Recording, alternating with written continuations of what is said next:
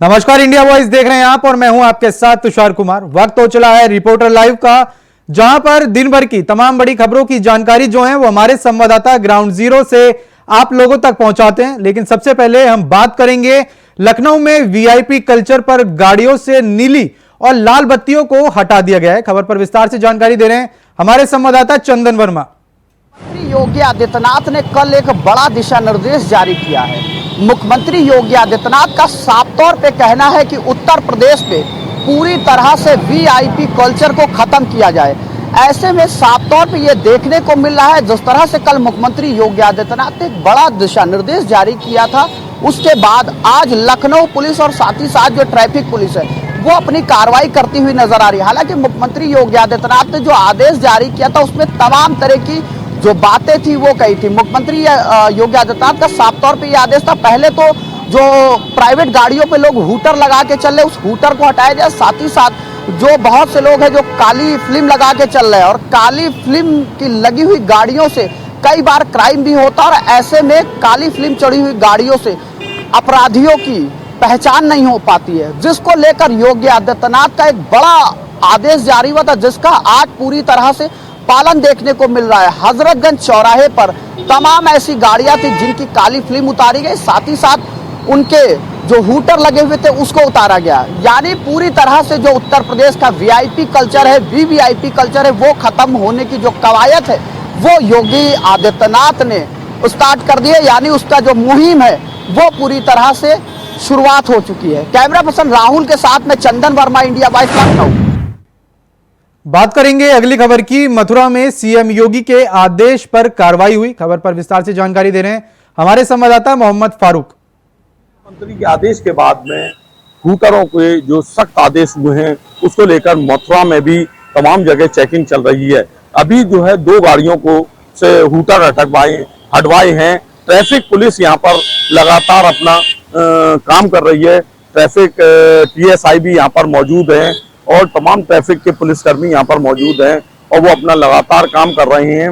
और जिन गाड़ियों पर भी हूटर लगे हुए हैं सबको हटाने का काम किया जा रहा है। वीआईपी कल्चर बिल्कुल नहीं चलने दिया जाएगा। इसको लेकर हम यहाँ टैंक चौराहे पे खड़े हैं। यमुना एक्सप्रेस वे से भी सारी गाड़ियां जो आती हैं दिल्ली वगैरह की वो भी सब इसी तरफ आती हैं। पीलीभीत, बरेली, मथुरा, भरतपुर ये मार्ग है और ये मथुरा का मुख्य टैंक चौराहा है। यहाँ पर जो है तमाम गाड़ियां आती हैं और ट्रैफिक पुलिस अपने काम में पूरी तरीके से मुस्तैद दिखाई दे रही है। तमाम वाहनों की चेकिंग की जा रही है और जो वीआईपी कल्चर है उसको खत्म करने का यहाँ पर काम किया जा रहा है। इंडिया वॉइस के लिए मैं मोहम्मद फारूक, मथुरा। लखीमपुर खीरी में गाड़ियों से नीली और लाल बत्ती जो थी वो हटाई गई हैं। खबर पर विस्तार से जानकारी दे रहे हैं हमारे संवाददाता राम जी। लखीमपुर खीरी उत्तर प्रदेश के मुख्यमंत्री योगी आदित्यनाथ का सख्त निर्देश, वीआईपी कल्चर के खिलाफ जब निर्देश जारी हुए हैं तो लखीमपुर खीरी में एक बड़ी कार्रवाई देखने को मिल रही है। आपको बताते चलें, थाना पलिया क्षेत्र के अंदर बड़ी कार्रवाई जो एसएचओ हैं विवेक उपाध्याय की तरफ से की गई है। जो वीआईपी कल्चर से जो जुड़ी गाड़ियां थी जिन पे लाल और नीली बत्ती बाकायदा लगाए हुए थे, बाकायदा जो बुलेट मोटरसाइकिल में जो साइलेंसर ऐसे लगे हुए थे, जो तेज आवाज़ के चलते जो लोग जनमानस में भय का वातावरण कहीं ना कहीं हो रहा था। लेकिन अगर देखा जाए तो लखीमपुर खीरी में जो ट्रैफिक विभाग ने भी कमर कस ली है। बाकायदा सोशल मीडिया पे निर्देश जारी किए गए हैं लेटर के द्वारा कि जो वीआईपी कल्चर अपना रहे हैं, जो नीली और बाकायदा लाल और नीली गाड़ियां लाइट लगाए हुए हैं, बाकायदा गाड़ियों में ब्लैक शीशे लगे हुए हैं, उनको उतार लिया जाए, नहीं तो उनके खिलाफ एक गंभीर कार्रवाई करी जाएगी, उनके खिलाफ चालान किया जाएगा और बाकायदा उनसे वसूला जाएगा चालान। लेकिन आपको बताते चले लखीमपुर खीरी में जिस तरीके से कार्रवाई देखने को मिल रही है तो कार्रवाई कहीं ना कहीं इंडो नेपाल बॉर्डर पर भी कार्रवाई चल रही है। शहर में भी 5 से 6 बजे के बीच चालान किए जा रहे हैं, बाकायदा जुर्माना वसूला जा रहा है। वीआईपी कल्चर के खिलाफ एक गंभीर कार्रवाई देखने को मिल रही है। कैमरामैन संयम सक्सेना के साथ लखीमपुर खीरी से इंडिया वॉइस। बात करेंगे अगली खबर की। लखनऊ में कांग्रेस ने किया प्रदर्शन। क्यों किया प्रदर्शन बता रहे हैं हमारे संवाददाता कृष्ण मिश्रा। लीक और परीक्षा में धांधली को लेकर देश भर में प्रदर्शन चल रहे हैं। ऐसे में कांग्रेस पार्टी ने भी इसको लेकर फ्रंट खोल दिया है। राहुल गांधी ने भी इसको लेकर अभी हाल ही में प्रेस कॉन्फ्रेंस की थी और आज लखनऊ में कांग्रेस पार्टी कार्यालय से प्रदेश अध्यक्ष अजय राय की अगुवाई में सैकड़ों कार्यकर्ता इस परीक्षा को निरस्त करने के लिए, सरकार से मांग करने के लिए विधानसभा घेराव के लिए निकले। हालांकि जैसे वह चंद कदम दूरी पर पहुंचे तब तक पुलिस ने उन लोगों को रोक लिया। कुछ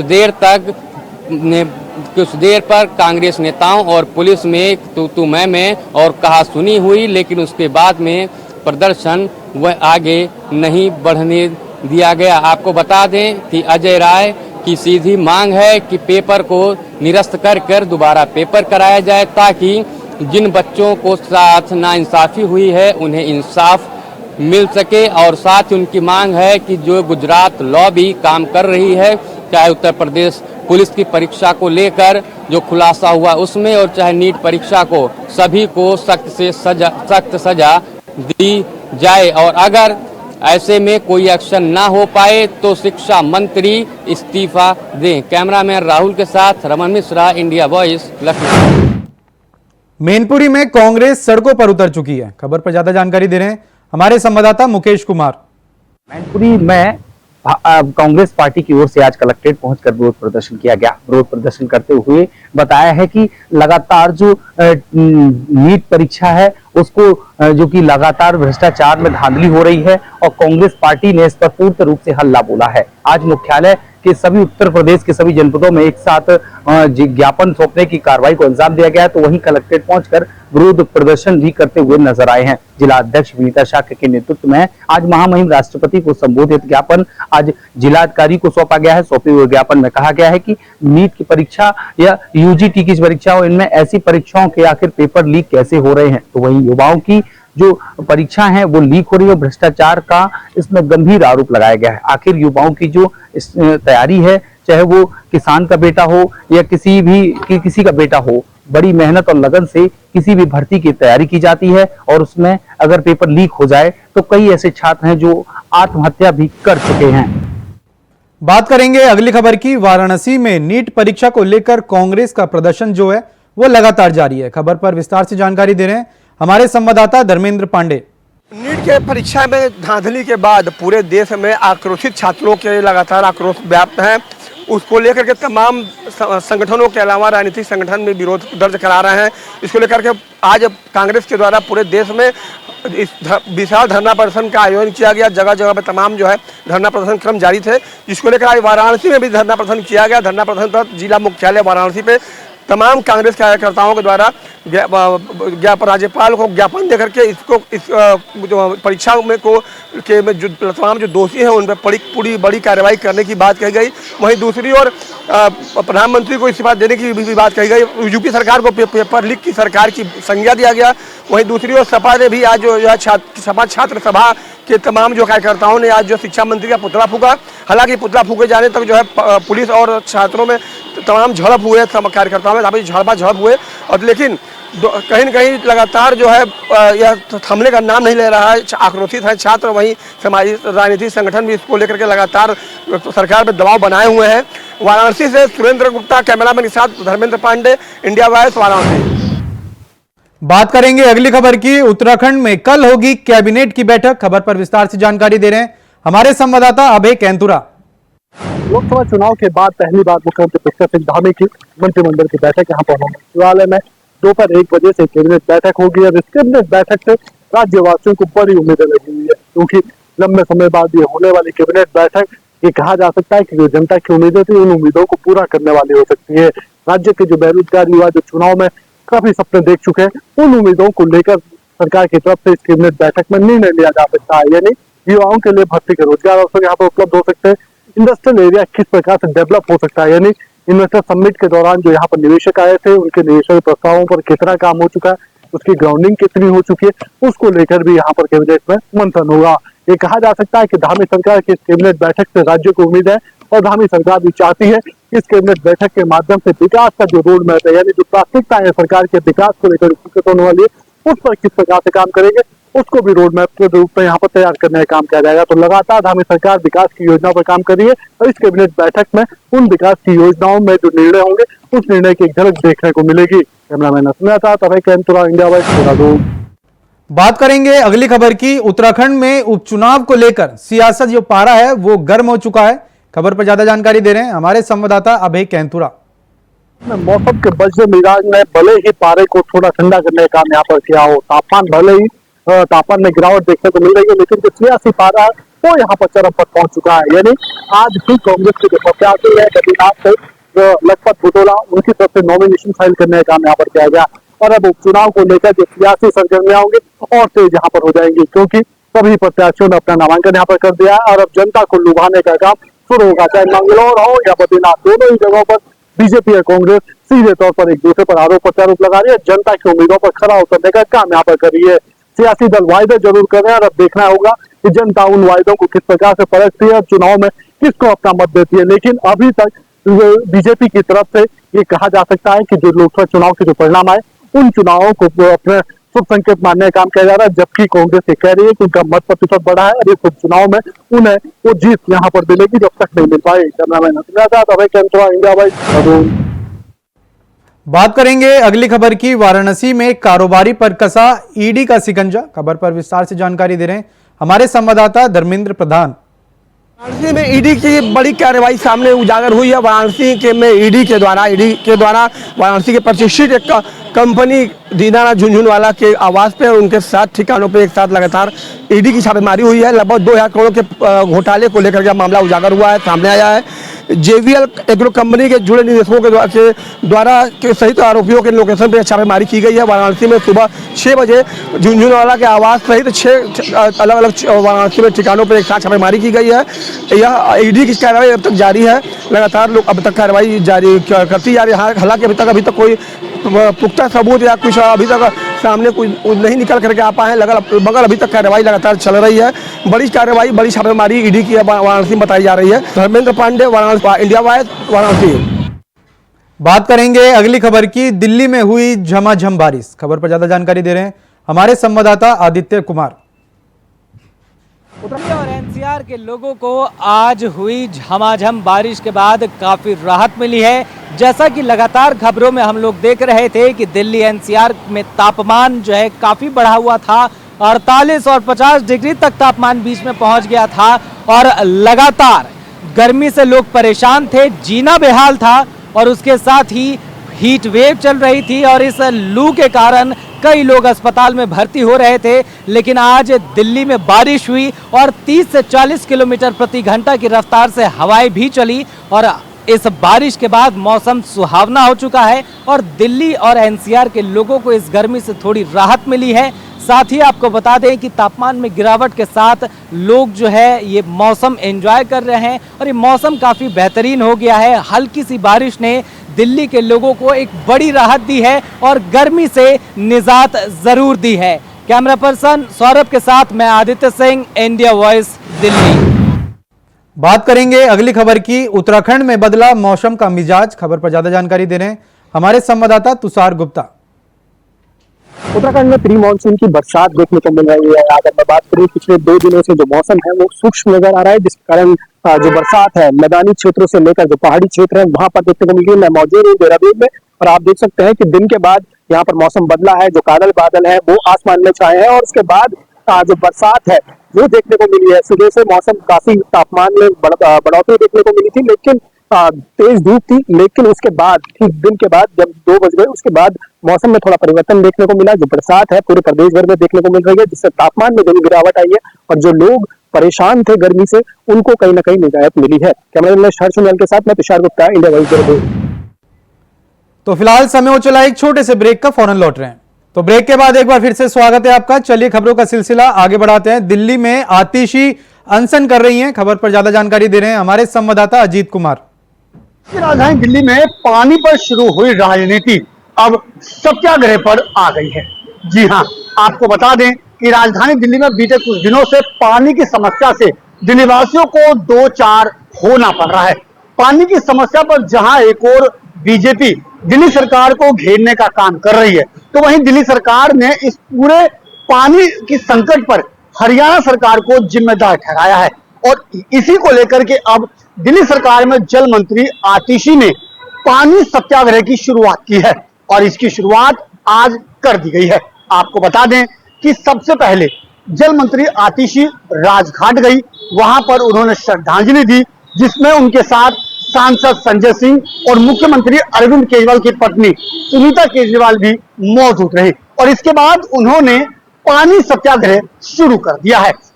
बता दें कि जल मंत्री आतिशी ने आरोप लगाया है कि दिल्ली में जो हरियाणा सरकार द्वारा पानी छोड़ा जाता है वो दिल्ली के हिस्से का पूरा पानी नहीं छोड़ा जा रहा है, जिसकी वजह से दिल्ली में जल संकट लगातार गहराता जा रहा है। और इसी मुद्दे को लेकर के, इसी मांग को लेकर के कि दिल्ली के हिस्से का पूरा पानी दिया जाए और जब तक दिल्ली के हिस्से का पानी दिल्ली वासियों को नहीं मिलता तब तक उनका यह सत्याग्रह जारी रहेगा। लिहाजा अब देखना लाजमी होगा कि पानी के मुद्दे पर शुरू हुई राजनीति जो अब सत्याग्रह पर आकर टिक गई है, तो क्या इससे दिल्ली में जल संकट का समाधान मिल पाता है या नहीं। खैर, ये तो आने वाला समय ही बताएगा। Ajit Kumar, India voice, Delhi. बात करेंगे अगली खबर की। सिद्धार्थनगर में बीजेपी कार्यकर्ताओं में जमकर चले लात घूसे। खबर पर ज्यादा जानकारी दे रहे हैं हमारे संवाददाता राकेश यादव। सिद्धार्थनगर जिले के इटवा विधानसभा का एक वीडियो सोशल मीडिया पे वायरल हो रहा, जिसमें भाजपा कार्यकर्ताओं में जमकर लात घूसे चल रहे हैं। मामला बताया जा रहा है कि समीक्षा बैठक चल रही थी। समीक्षा बैठक के दौरान वहां बीजेपी के जिला अध्यक्ष कन्हैया पासवान के खिलाफ जिंदाबाद मुर्दाबाद के नारे लग रहे थे, जबकि वहां मुर्दाबाद के नारे लगे और लात घूसे भी चल रहे थे। अब मामला बताया जा रहा कि समीक्षा बैठक हो रही थी। समीक्षा बैठक जो कि अभी हाल ही में चुनाव हुआ था, तो वहां बीजेपी को हार मिली थी, वहां से सपा के जो उम्मीदवार थे उन्हें ज्यादा वोट मिली थी, तो इसको लेकर समीक्षा चल रही थी। समीक्षा बैठक के दौरान ही बीजेपी कार्यकर्ताओं में जमकर मारपीट हुई। अब वही बात करें तो कन्हैया पासवान जो जिला अध्यक्ष हैं, उनके खिलाफ मुर्दाबाद के नारे लगाए जा रहे थे। पूर्व मंत्री सतीश द्विवेदी भी मौजूद थे। अब बीजेपी के शीर्ष नेता इस तरह से मौजूद थे। कहीं ना कहीं लगता है कि ये अंतर कलह मानी जाएगी बीजेपी के बड़े नेताओं में। जिस तरह से यह अंतर कलह खुल के सामने आया, वीडियो सोशल मीडिया पे वायरल हुआ, जमकर मारपीट हो रही है। देखने की बात यह है कि वहां जिला अध्यक्ष के खिलाफ मुर्दाबाद के नारे भी लगाए जा रहे थे। सिद्धार्थनगर से राकेश यादव, इंडिया वॉइस। बात करेंगे अगली खबर की। शाहजहांपुर में पुलिस के साथ हुई धक्का मुक्की। खबर पर ज्यादा जानकारी दे रहे हैं हमारे संवाददाता शहीद रिजवान। जिला शाहजहांपुर में उस समय हड़कंप मच गया जब पुलिस के सामने दी धमकी और की धक्का मुक्की। जी मैं आपको बता दूं, ना कानून का डर, ना कोई वर्दी का सम्मान। जी मैं आपको बता दूं, वर्तमान समय में तिलहर विधानसभा के सलोन कुशवाहा के भाई ने पूर्व विधायक रोशन कुमार वर्मा से की बदतमीजी और की दे दी धमकी, और वहाँ पे आला अधिकारी से भी की धक्का मुक्की, जो कि मौके पे कई थानों की पुलिस भी मौजूद थी। जी मैं बता दूं, कई दिनों से जिला शाहजहांपुर में खिरनी बाग चौराहे पे रामलीला मैदान में धरना दे रही थी एक सभासद। राष्ट्रीय अखिलेश यादव के निर्देश के अनुसार डेलीगेशन शाहजहांपुर पहुंचा। पहुंचने के बाद धरना खत्म कराने के बाद विवादित संपत्ति की जांच करने के लिए निगोही पहुंचा। वहां पे जब पहुंचा तो कई थानों की पुलिस और बल वहां पे मौके पे तैनात था। पुलिस के ही सामने सपा और बीजेपी दोनों आपस में गुट भिड़ गए। भिड़ने के बाद वहाँ पे पूर्व विधायक रोशन कुमार वर्मा को दी धमकी और पुलिस के सामने की धक्का मुक्की। ना पुलिस का डर, ना कोई कानून का सम्मान। जी मैं आपको बता दूं, मौके पर वहां पर से डेलीगेशन वापस जिला शाहजहांपुर पहुंचा। कलेक्ट्रेट में जिला अधिकारी से शिकायत की। शिकायत के बाद इन पर कानूनी कार्रवाई करने की मांग की। शाहजहांपुर से सही रिजवान अब्बास, इंडिया वाइस।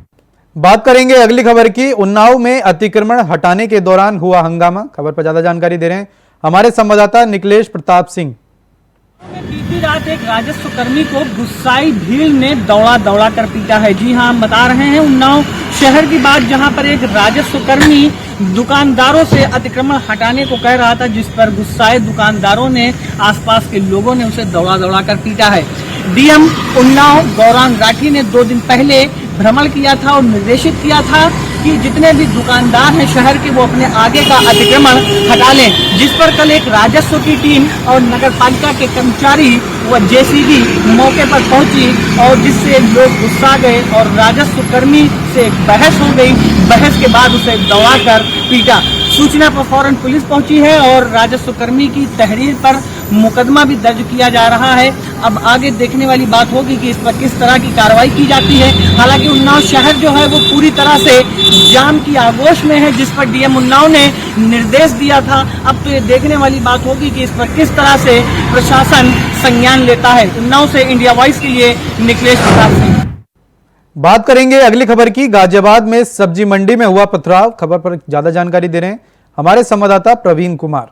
गाजियाबाद की नगर निगम की टीम जब आज सियानी गेट थाना क्षेत्र के पुराने बस अड्डे के पास सब्जी मंडी पर पॉलीथीन की छापेमारी करने गई तो वहां पर व्यापारी और नगर निगम की टीम के बीच में तीखी बहस होते हुए इतनी झड़प हो गई कि इसी दौरान किसी ने जो है नगर निगम के जो सुरक्षा कर्मचारी है उनके ऊपर पथराव कर दिया, जिसके अंदर एक सुरक्षा कर्मचारी के सिर पर चोट लगने से वो गंभीर रूप से घायल हो गया। वहाँ अफरा तफरी का माहौल हो गया, जिसके बाद नगर निगम की टीम ने व्यापारियों के साथ जो है मारपीट की, ये बात सुनने में आई है, जिसके बाद वहाँ भगदड़ मच गई और सभी व्यापारी नगर निगम कर्मचारी के खिलाफ इकट्ठा होकर सियानी गेट थाने पर पहुंच गए। वहीं नगर निगम के अधिकारियों को जब ये बात पता लगी कि नगर निगम के कर्मचारियों के साथ मारपीट की गई है तो नगर निगम के सभी अधिकारी वहां पर सियानी गेट पर पहुंचे और मौजूद पुलिसकर्मी जिसमें खुद एसीपी रवि प्रकाश वहां मौके पर पहुंचे और दोनों पक्षों को समझाने का काम करने लगे। लेकिन व्यापारियों का आरोप है कि नगर निगम की टीम उनसे बदतमीजी करते हुए उन पर लाठीचार्ज कर रही थी और हमारे द्वारा किसी प्रकार से नगर निगम के कर्मचारी के ऊपर कोई हमला नहीं किया है। जिसके बाद वहीं दूसरा पक्ष जो नगर निगम के कर्मचारी है उनका साफ तौर पर कहना है कि निगम के आदेश के अनुसार पॉलीथीन के जब्त करने और उन पर जुर्माना करने के लिए नगर निगम की टीम गई थी, लेकिन व्यापारियों ने उनसे बहस के बाद उन पर पथराव कर दिया, जिसमें उनके सुरक्षा कर्मी और कई जो नगर निगम के कर्मचारी है उनके घायल होने की बात बताई जा रही है। अब देखने वाली बात ये होगी, दोनों के बीच में काफी नोकझोंक इस समय थाने में चल रही है, क्या निकल कर निर्णय आता है। पुलिस इस पूरे मामले की जाँच कर रही है तो वहीं नगर निगम के कर्मचारी व्यापारियों के खिलाफ मुकदमा लिखवाने की बात कर रहे हैं। गाजियाबाद से प्रवीण कुमार, इंडिया वॉइस के लिए। फिलहाल के लिए रिपोर्टर लाइव में इतना ही। देश और दुनिया की तमाम बड़ी खबरों को जानने के लिए बने रहें इंडिया वॉइस के साथ। नमस्कार।